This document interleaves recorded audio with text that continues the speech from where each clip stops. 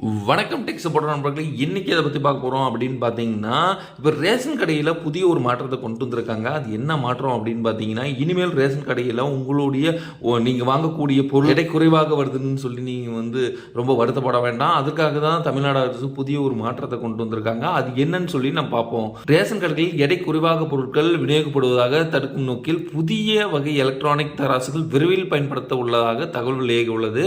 அது மட்டும் இல்லாமல் ப்ளூடூத் அல்லது யூஎஸ்பி கேபிள் மூலம் பாயிண்ட் ஆஃப் சேல் கருவிகளுடன் இணைக்கப்பட்ட ரேஷன் கடைகளில் பயன்படுத்தும் வகையில் இந்த தராசுகள் வடிவமைக்கப்பட்டுள்ளது. ரேஷன் கார்டுகளுக்கு வழங்கப்படும் உணவுப் பொருட்கள் மற்றும் அவற்றின் எடை போன்ற தகவல்கள் பாயிண்ட் ஆஃப் சேல் கருவி பதிவு செய்யப்படும் அப்படின்னு சொல்லியிருக்காங்க.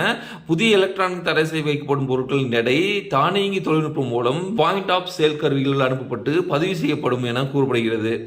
அப்படின்னா என்னன்னு பார்த்தீங்கன்னா, அந்த எடை மிஷினில் ஆட்டோமேட்டிக்காக நீங்கள் அதில் என்ன எடை வைக்கிறீங்களோ அதுக்கு தேவையான பில்லு மட்டும் தான் ஜென்ரேட் ஆகி வெளியே வரும் அப்படின்னு சொல்லியிருக்காங்க.